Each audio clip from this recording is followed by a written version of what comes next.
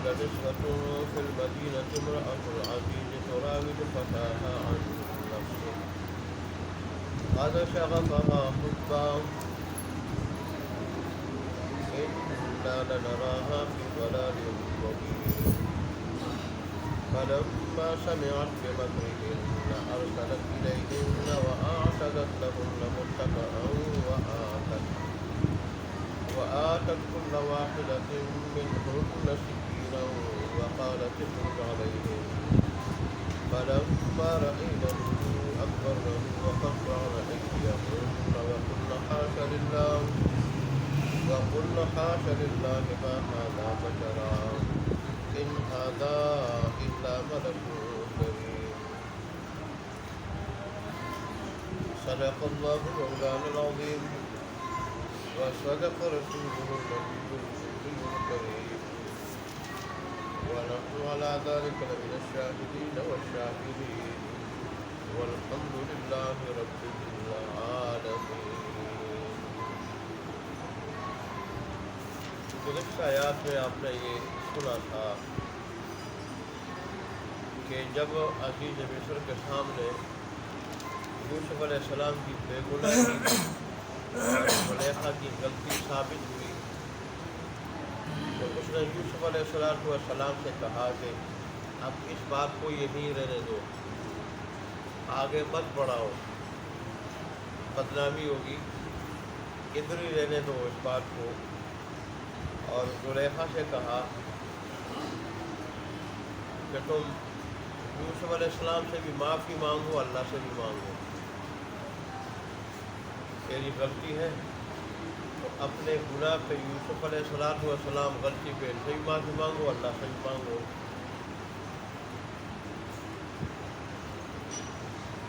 یہ تو گزشتہ آیات میں ہو چکا. اب عزیز میں تو بات کو دبانا چاہتا تھا کہ باہر نہ جائے لوگوں میں، لیکن کسی طریقے سے وہ بات شہر کی عورتوں تک پہنچی، اور وہ عورتیں جو زلیخا کی برابر کی اور سوسائٹی کی عورتیں تھیں، یہ بھی وزیر کی بیوی، وہ بھی وزراء اور مشیروں کی بیویاں تھیں، تو اور اس کے ساتھ بیٹی بھی تھی. تو انہوں نے باتیں شروع کی، لان تان شروع کی کہ دیکھا ان پہ شور موجود ہے، شور کے ہوتے ہوئے کسی اور کی کیا ضرورت ہے. لیکن پھر بھی اگر کسی کی طرف مائل ہونا تھا اس نے تو آزاد آدمی کو یا برابر کے آدمی کو دیکھ لیتی. یہ تو ہر لحاظ سے برابر نہیں ہے. ایک تو غلام ہے، اور غلام کو اس دور میں وہ برابر کا نہیں سمجھا جاتا تھا.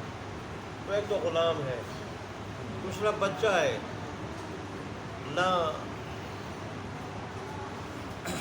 دنیاوی حیثیت کے اعتبار سے بھی اس کے برابر کا ہے اور نہ عمر میں بھی اس کا برابر ہے، ہر لحاظ سے برابر ہی نہیں ہے. تو اس بچے پر کیا ہو چکی ہے؟ فریضہ ہو چکی ہے اور دل دے بیٹھی ہے. تو اس کو شوہر کے علاوہ اس کام کے لیے اگر ملنا تھا تو غلام ہی، وہ بھی بچہ ہی. یہ شرعی غلطی پہ ہے، شرعی غلطی. زلیخا کو جب پتہ چلا عورت کی باتوں کا، لیکن یہاں قرآن میں اس نے مکر کا لفظ استعمال ہوا ہے کہ عورتوں کی برابر کی عورتوں کی فریب کاریوں کا. تو بعض مفسرین نے ذکر کیا اس کو یہاں فریب کاری اس لیے کہا گیا کہ وہ عورتیں بظاہر تو اس پہ لان تان کر رہی تھی، لیکن اندر سے خود یوسف علیہ السلام کو دیکھنا چاہتی تھی کہ ہم لان تان کریں گی تو یہ مجبور ہو جائے گی اور ہماری باتوں سے بچنے کے لیے، آپ کی صفائی پیش کرنے کے لیے ہمیں اپنے گھر بلا لے گی، اور جب گھر بلائے گی صفائی پیش کرنے کے لیے یوسف علیہ السلام کو بھی دیکھ لیں گے ہم. تو اس لیے قرآن نے ان کی بات کو مکر سے، فریب سے تعبیر کیا. اللہ تبارک نے مکر سے تعبیر فرمایا ہے، فریب سے. بہرحال جب زلیخا کو پتہ چلا تو ان کی طرف پیغام بھیجا، اور جب پیغام بھیجا تو ان کی دعوت کی، کھانے کی دعوت، جس میں فروٹ بھی تھا اور گوشت وغیرہ بھی تھا۔ تو اس وقت کا رواج یہ تھا کہ گوشت کو ہڈیوں سے، دانتوں سے نہیں نوچا جاتا تھا، چوریوں سے کاٹا جاتا تھا اور کانٹوں سے لیا جاتا تھا، جیسے آج کل گورے کا فیشن ہے، اور ہمارے ہاں بھی کیا ہے، عام ہو چکا ہے۔ کسی ہوٹل میں جائیں تو وہاں لوگ چاول کھائیں گے چمچ سے، اور گوشت جو ہے وہ جو کانٹا ہوتا ہے نا، کانٹا گوشت اسی سے کاٹیں گے، پھر چمچ اور کانٹے کی مدد سے کیا کریں گے، کاٹیں گے اور کھائیں گے۔ تو اس وقت رومیوں کا، یونانیوں کا اور مصریوں کا بھی یہ رواج تھا۔ آج کل گورے کا ہے، اور گوروں سے ہوتے ہوئے مسلمانوں میں آیا ہے۔ جیسے گوروں کا رواج ہے کھڑے ہو کے کھانا کھانا، اور پہلے کھڑے ہو کے کھاتے تھے، اور کہ چل پھر کے، تو وہی جو ہے نا ہم مسلمان کو ہی وہ چیز آ چکی ہے۔ ہم نے گویا کہ عملاً قسم کھائی ہے کہ ہم نے اللہ اور اس کے رسول کے خلاف کرنا ہے، اللہ اور اس کے رسول کے حکم اور سنت کے خلاف ہر کام کرنا ہے۔ ہوٹلوں میں اور شادیوں میں دیکھیں لوگ کھڑے ہوتے ہیں اور چل پھر رہے ہوتے ہیں، وہ کھا رہے ہوتے ہیں، حالانکہ یہ در حقیقت چلتے ہوئے کھانا، کھڑے ہو کے کھانا اور چلتے ہوئے کھانا، یہ ڈنگروں کا طریقہ ہے، انسانوں کا نہیں۔ انسانوں کا طریقہ تو کیا تھا؟ انسانوں کا طریقہ بیٹھ کے کھانا، بیٹھ۔ اس وقت یہ بھی دستور تھا کہ چھوٹی چھوٹی میزوں پہ کھانا کھایا جاتا تھا، جیسے زمانہ جاہلیت میں، تو ایسے ہی مصریوں کے یہاں بھی یہ رواج تھا، چھوٹے چھوٹے میزوں پہ، تاکہ انسان کھانے کے لیے اس کو نیچے نہ جھکنا پڑے، نہ جھکنا پڑے، سہولت کے ساتھ کھانا لے۔ لیکن دین اسلام جب آیا تو اس نے اس کو بھی تکلف قرار دیا ہے۔ دین اسلام میں ہمیں دنیا میں انتہائی سادگی کا حکم دیا، جیسے حدیث شریف میں آتا ہے کہ رسول اللہ صلی اللہ علیہ وسلم نے کبھی خوان، چھوٹی میز کو خوان کہا جاتا ہے عربی میں، کبھی خوان پہ رسول اللہ صلی اللہ علیہ وسلم نے کھانا نہیں کھایا۔ رسول اللہ صلی اللہ علیہ وآلہ وسلم نیچے زمین پہ بیٹھتے اور کھانے کے لیے یا کوئی دسترخوان وغیرہ بچھا دیتے تو زمین پہ بیٹھ کے کھانا کھاتے تھے۔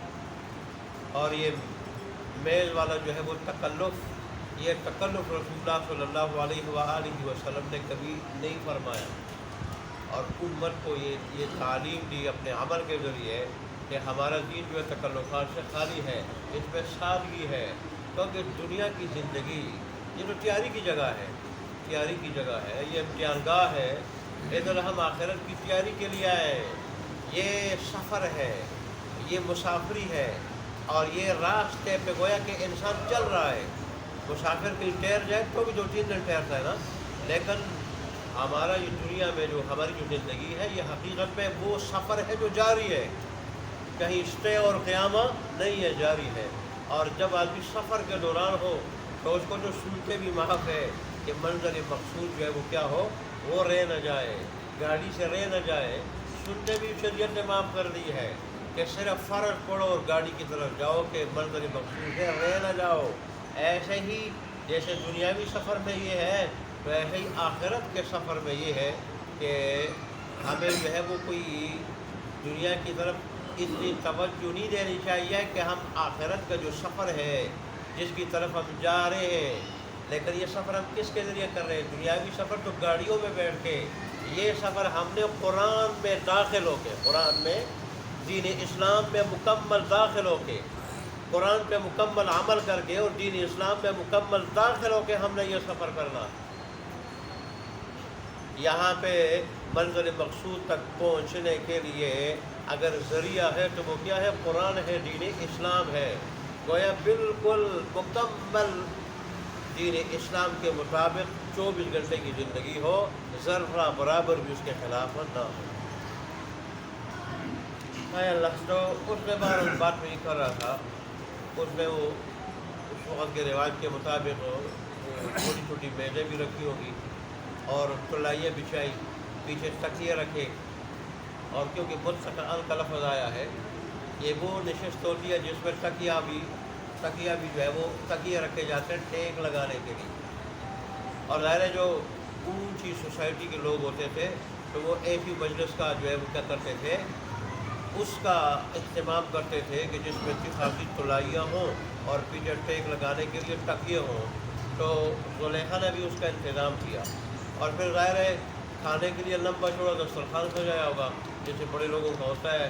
اور یہ بھی تو ظاہر ہے وزیر کی بیوی تھی. تو پھر کیا کیا، جب کھانا لگ گیا اور وہ عورتیں بیٹھ گئی اپنی نشستوں پہ اور جو ہے وہ پھر کھانا کھانے لگی، تو ظاہر ہے پھر گوشت کاٹنے کے لیے اور فروٹ کاٹنے کے لیے ان کو چوریوں کی ضرورت تھی. ہر ایک کو چوری بھی دے. اور زلیخا ان کو یہ سبق دینا چاہتی تھی کہ تمہیں پتہ چل جائے کہ جس غلام کو مجھے تانے دے رہی ہو تانے، تمہیں پتہ چل جائے کہ اس غلام کو ایک نگاہ ایک نظر دیکھنے سے آدمی کا کیا حال ہو جاتا ہے. تو میرا تو اس کے ساتھ 24 گھنٹے کی زندگی ہے، 24 گھنٹے کی زندگی میری ہے اس کے ساتھ جو گھر میں گزرتی ہے. تو میں جو کچھ کر رہی ہوں اس پہ میں مجبور ہوں. کیا ہوں؟ وہ میری مجبوری ہے. چنانچہ جب عورتیں چڑیاں ان کو مل گئی اور وہ جو ہے وہ کاٹنے لگی پھل کو یا کھانے کو گوشت کو، تو یوسف علیہ السلام کو آواز دی اس نے کہ آ جاؤ باہر. تو اب ظاہر ہے کسی کام کا کہا ہوگا یوسف علیہ السلام کو کہ خدمت کرو یا کام کرو. تو یوسف علیہ السلام نے نظریں جھکا لی اور ان کے سامنے سے گزر گئے. تو گزرتے ہی جب ان کی نگاہ پڑی فوراً حواس باختہ ہو گئی، مبہوت ہو گئی، شک در ہو کے رہ گئی اور کہنے لگی یہ انسان نہیں، یہ کوئی مرتبے اور مقام والا فرشتہ ہے. قسمیں کھا کے اس وقت، اور ظاہر ہے ہر دور میں عرب میں خاص کر فرشتوں کا حسن و جمال ضرب المثل تھا. ضرب جیسے جنات اور شیاطین کی بدصورتی برشکلی عرب میں اور مصریوں میں یہ، اور پرانے لوگوں میں یہ ضرب المثل تھی، برشکلی جنات کی اور شیاطین کی. ایسے ہی فرشتوں کا حسن و جمال بھی ضرب المثل تھا. تو وہ کہنے لگی کہ یہ تو حد درجہ بے مثال خوبصورت ہے. یہ تو ایسا لگتا ہے کہ جیسے فرشتہ، اور فرشتہ بھی عام نہیں، بڑے مقام والا فرشتہ. اور جو آیات کے جو الفاظ ہیں ان میں اس کی بھی گنجائش ہے کہ انہوں نے یوسف علیہ السلام کی صرف حسن و جمال کی گواہی نہیں دی، بلکہ آپ کی پاک دامنی کی، عفت کی، نگاہ نیچے رکھنے کی، شرافت کی، بزرگی کی، ہر چیز کی گواہی دے دی. انہوں نے یوسف علیہ السلام کو بڑا جانا ہر لحاظ سے، حسن و جمال کے لحاظ سے، شرافت کے لحاظ سے، اور نیکی اور بزرگی کے لحاظ، نیکی اور پاک دامنی کے لحاظ سے، کہ نگاہ بلایا بھی تھا خدمت کے لیے لیکن نگاہ اونچی نہیں کی عورتوں کی طرف، نگاہ نیچے رکھتے ہوئے سامنے سے گزر گئے. اور عورتوں کی جب ایک نگاہ پڑی تو ایسی حواس باختہ ہو گئی کہ اب چڑیاں بجائے اس کے کہ گوشت پہ چلتی، بجائے اس کے کہ فروٹ پہ چلتی، اپنے ہاتھوں پہ چل پڑی اور ہاتھ پھٹ ڈالے.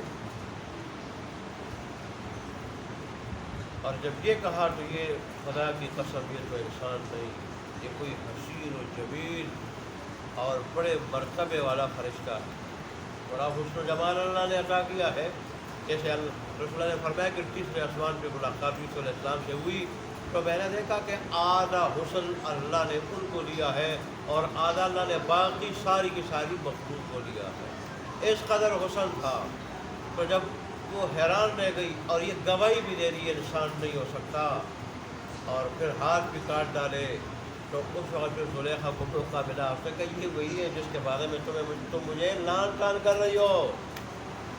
تم نے ایک نظر دیکھا اور ہوش و حواس کھو بیٹھی ہو، اور تمہیں یہ بھی پتہ نہیں چلا کہ چڑیاں کہاں چل رہی ہے، ہاتھوں پہ یا فروٹ پہ یا گوشت پہ چل رہی ہے. میرے ساتھ 24 گھنٹے محل میں رہ رہا ہے. تو میں جو کچھ کر رہی ہوں میری مجبوری ہے. اور پھر جیسے اگلی آیات میں آیا، زلیخا نے یہاں تک کہہ دیا کہ اب بھی یہ میرے پھندے سے باہر نہیں ہے، پھندے کے اندر ہے، اور میں اسی طرح ورغلا رہی ہوں، اور میں اس کو چھوڑ نہیں رہی ہوں، اور میں سے کہہ رہی ہوں کہ جو کچھ میں کہہ رہی ہوں وہ کرنا ہوگا، اگر نہیں کرو گے تو تمہیں جیل جانا پڑے گا یا تمہیں ذلیل ہونا پڑے گا۔ پھر عورتوں نے بھی یوسف علیہ السلام کو اس طرح بہت ترغیب دی، تو اس کا ذکر پھر کل والی آیات میں، آج کی آیات میں یہی کچھ تھا جو میں نے بیان کیا۔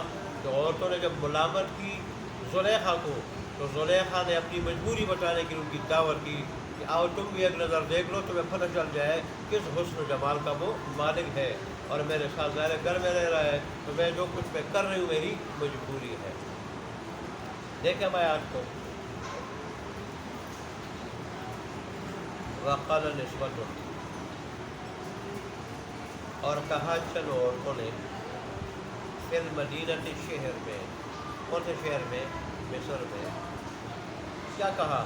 امرأۃ العزیز، کہ عزیز مصر کی بیوی، عزیز مصر کی بیوی، تراود پسلاتی ہے، فتاحا اپنے نوجوان کو، غلام کو، جو گھر میں رہ رہے نوجوان غلام، تو فتح کہتے نوجوان کو، مراد غلام ہے، یوسف علیہ السلام مراد ہے، کیونکہ عزیز مصر کو انہیں خرید کے لایا تھا نا، خرید کے لایا تھا۔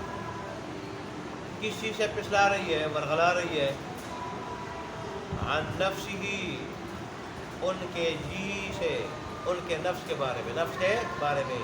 دیکھو کس طرح اللہ نے حسن دیا ہے، کیا جمال اللہ تبارک و تعالیٰ نے عطا کیا ہے، یہ ہے وہ ہے۔ اچھا جی، جب عورت نے کسی کو پسانا ہو تو بڑی باتیں کرتی ہے، پھر قد شغفہا حبا، بے شک وہ فریفتہ ہو چکی ہے اس آدمی کی محبت میں، اس لڑکے کی محبت میں، غلام کی محبت میں۔ انا لنراہا، بے شک دیکھتے ہیں ہم اسے، فی ضلال مبین، سری غلطی میں۔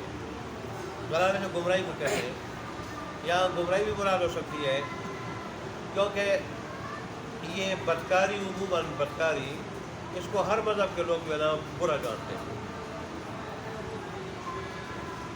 اچھا جی، فلما سمعت بمکرہن، بس جب اس نے سنا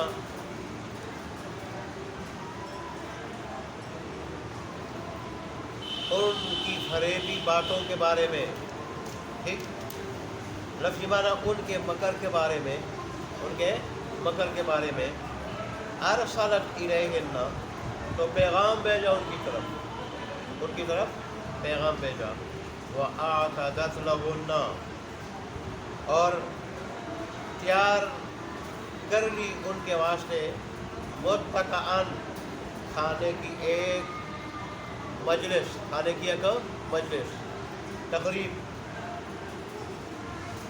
جس میں تکیے بھی رکھے گئے ہوں، وَآتَتْ كُلَّ وَاحِدَةٍ، اور دے دی ان میں سے ہر ایک کو، وَآتَتْ كُلَّ وَاحِدَةٍ، اور دی ہر ایک کو، مِنْهُنَّ، ان میں سے، سکیناً، چری، وقالت، اور کہا اس نے، اخرج علیہن، نکل آ ان کے سامنے، ٹھیک، لفظی معنی نکل جا ان پر، پر، ٹھیک ہے، نکل آ ان کے سامنے۔ فلما رأینہ، چنانچہ وہ نکلے، جب نکلے اور عورتوں نے دیکھا، فلما رأینہ، بس جب دیکھا ان عورتوں نے اسے، یوسف علیہ السلام کو، اکبرنہ، تو ان کو بڑا جانا،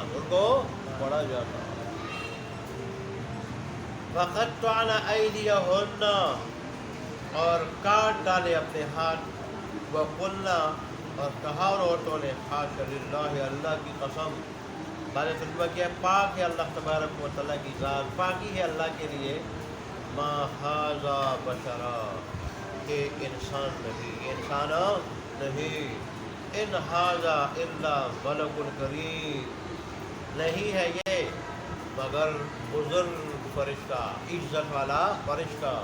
اللہ تبارک و تعالیٰ پہ عمل کرنے کی کوشش کرتا ہے۔